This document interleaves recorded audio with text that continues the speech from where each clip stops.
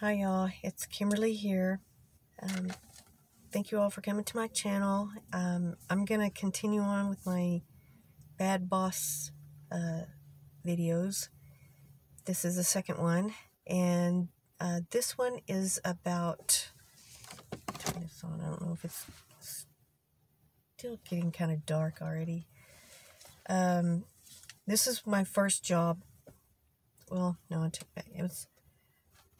I did work in the fields when I was a teenager. You have to be 16 to get a regular job, but you can be 14 and 15 to do agriculture work. And I did that for a couple of years, but then when I was 16, I got a job at a fast food restaurant, and it's a very well-known chain. I'm not going to say the name, but it has a red-headed child as the logo, supposedly named after the owner's granddaughter, I think. I don't remember, but anyway, y'all can guess. Oops, sorry, almost knocked you over. And I have to say, it was one of the worst things that ever happened to me in my life. It was one of the most stressful and the most horrible jobs I've ever had in my life. And I worked there for over 3 years. And I started when I was 16, and I ended up quitting when I was about 19 and a half. And, well, actually quit or fired. It's not really clear, but, well, technically I was fired, but I'll get into that at the end. The managers there, when I first started, were all women, almost every one of them. I think there might have been one guy manager. But all the managers, assistant managers, and group leaders and everything, they were, I think, almost all women. There's, I think, one male manager, and then there might have been a male group leader. I don't remember, but they were all gay, except for, I think, one of the managers and maybe one or two of the group leaders. I don't know. And I lived in Texas, and at that time period, being gay wasn't, openly gay wasn't really, it was just starting to evolve, where people were publicly coming out of the closet. And it was not really, I want to say here in Texas, I know people have a bad idea that we are very conservative. But it wasn't that big of a deal, really, I want to say. I was not exposed to it until I got to that job, and all of a sudden there was all these gay people around, and it was, I mean, I didn't have any kind of issue with it at all or nothing, and this was back in the early 80s, and I had no issues, no problems with it, and the upper level management above the store, outside the store, management, I want to say, above, that didn't work in the store, my managers, bosses, corporate, that's the word I'm looking for, I'm sorry. They decided that all the gay people were hurting the business and were not good, and the community was complaining, all this. I mean, it was all made up lies, just complete garbage.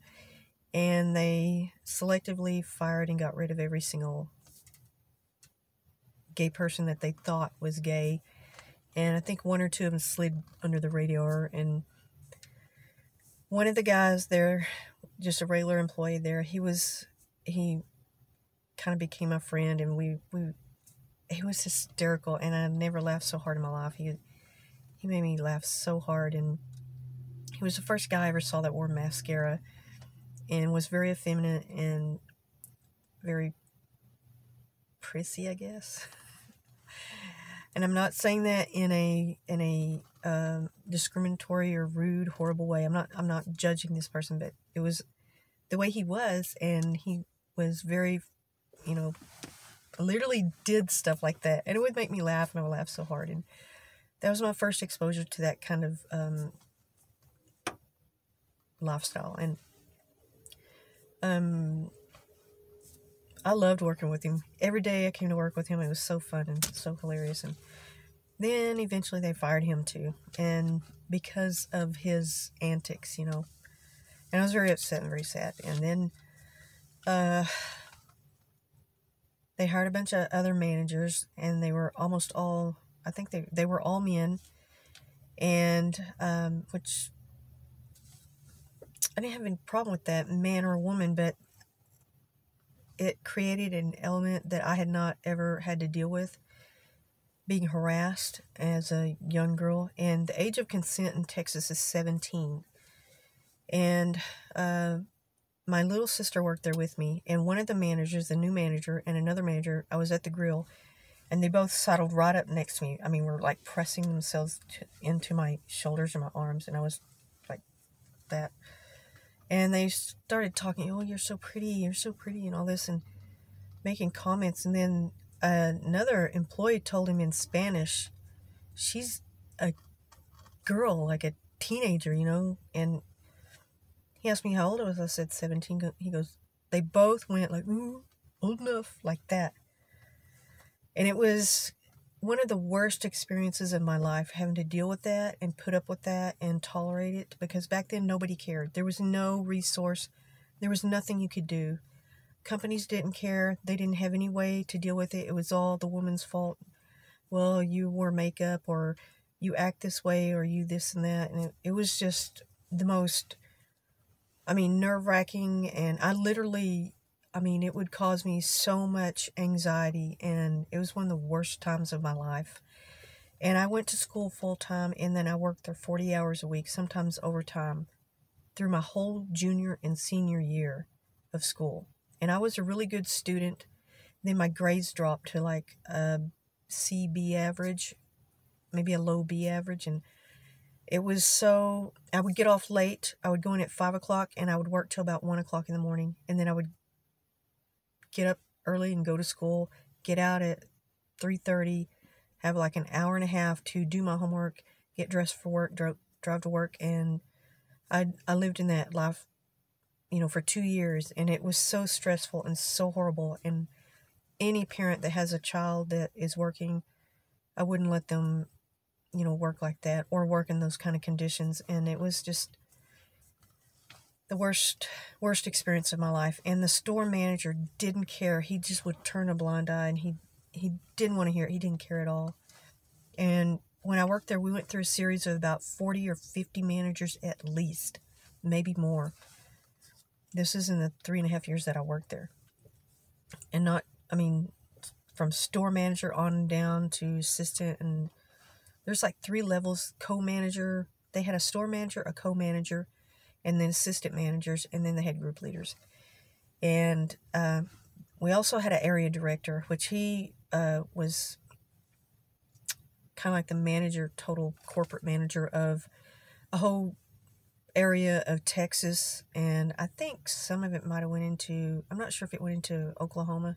I can't remember, but he had to, corporately manage like 15 or 20 stores. I don't really know. And he was the biggest dog in the world to this day. His name is Dave. That's his real first name. I'm not going to say his last name, but he was he had a beautiful wife and a beautiful family, a great job. He had everything, and he blew it to go out to this honky-tonk club. And when he would come to town, he lived here, and he would go out of town, so he had to travel a lot for the job. But when he would come back into town, he kind of ignored his family, and he would go to the nightclub and pick up girls, and it was awful. And he would hit on he didn't really hit on everybody, but there was a couple of girls that he did hit on, and he gave one girl a bouquet of red roses. Not bouquet, a huge, like, vase full of red roses to one of the girls in a meeting. And he was they got into an argument over something about the work, work related. And he did treat her kind of badly, and she got really, really mad and wouldn't speak to him. And then he bought her those roses, and I was like, that is so inappropriate, you know. And he got caught one time. His wife took their 12-year-old son and took him to the nightclub that he was at and said, there's your father, look what he's doing, you know. And he ended up sleeping. I came to work early that morning to open the store because our store manager was a drunk, and a lot of times he didn't wake up, and sometimes I would get the key at night and I would have to open the store until him and some other employees would come in. Sometimes he would roll in around 10 or 11, all hungover and drunk. And I happened to come in, and he was sleeping in the office, and I didn't know it. The area director, because he got into a fight and got kicked out of his house because of that. And I opened the office, and the light was turned off, and I hit him in the head with the door. He was laying on the carpet, and I smashed him in the head, and and I screamed, ah! I thought it was a robber or something, you know. And he was so condescending and so rude. In the middle of our meetings, you know, he would point out every little thing. Nothing was ever positive or, you know, positively reinforcing anything. Nothing. Every meeting was so nerve-wracking, and so they would yell and scream at us and pick us apart. And he would tell us things like, you're no good, and you know why I have this job? Because I'm better than you. I'm better than you. I can do everything better than you. And one time this con artist came in there, and he had a wad of money, about that big, a roll of money. And he had been ripping off all the restaurants. Clearly, I knew that. He tried to, like, do a 20 and try to get back more change. And I wouldn't give it to him. And he got mad, and I said, no, get out. You know, I tried to kick him out. And the area director happened to be there that night. And he came up and he said, what's the problem? And that guy he had the wad of money in his hand, and he was saying that I shorted him. I was like, no, I did not. I did not, you know. And he told me, well, go clean the tables or something. I'll handle this. And I was like, I didn't. I mean, as I was walking away, I was like, I didn't. You better not give him that $20. You better not give him, you know. I was really mad. And when that guy left, he was smiling at me and waved, you know, and I went up to him and I said, did you give him $20? And I was like, what did you do that for, you know? At the end of the night, he counted the register, and we were $20 short because he gave him $20. And I never let him down for that. I was like, you screw you.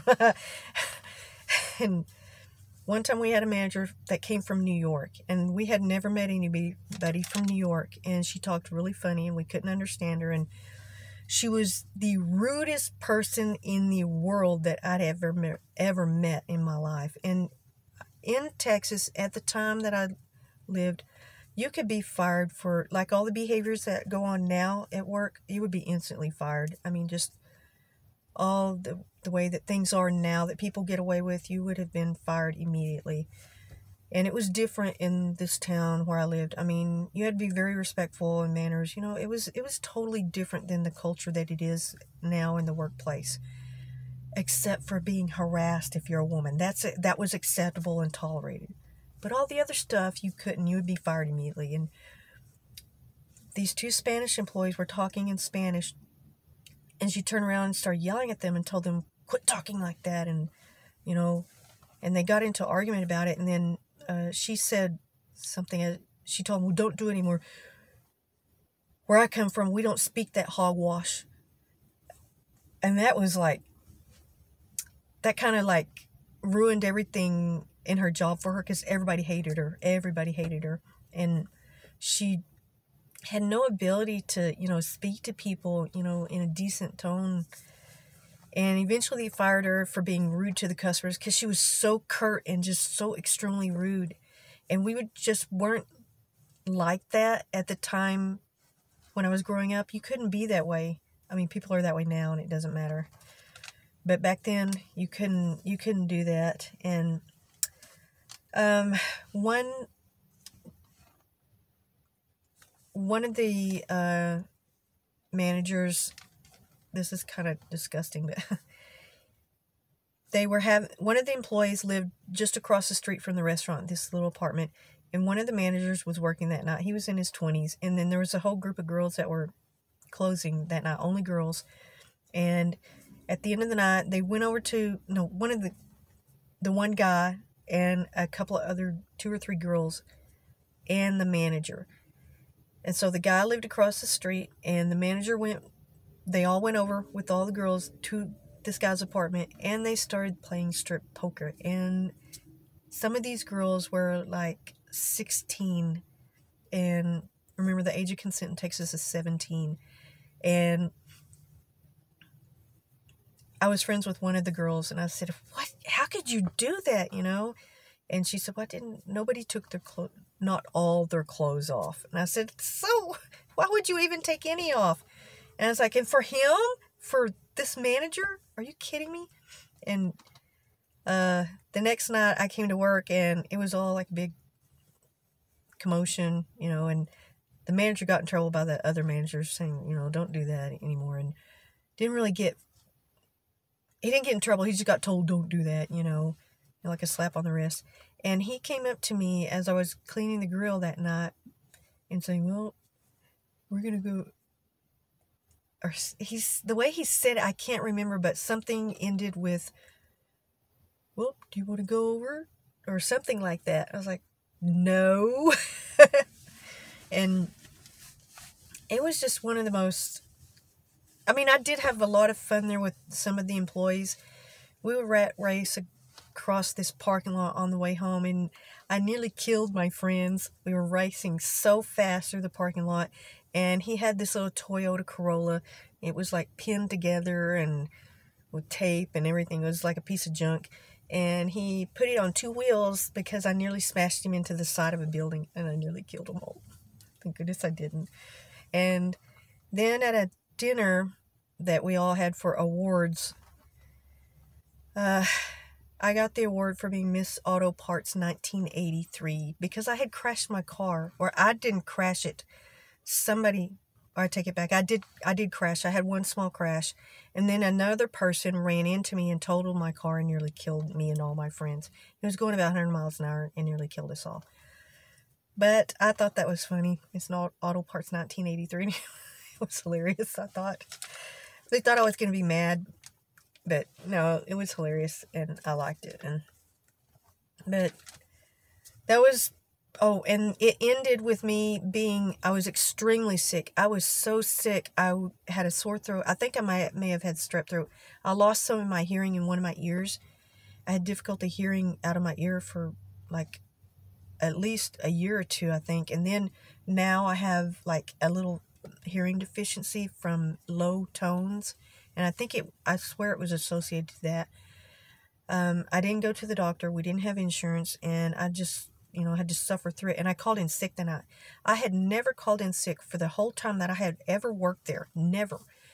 And that manager got on the phone, the one who used to harass me, got on the phone and told me, "Come in now. I need you, bitch," like that. Really rude. And I couldn't hardly even talk. I was having difficulty talking, and I was in so much pain.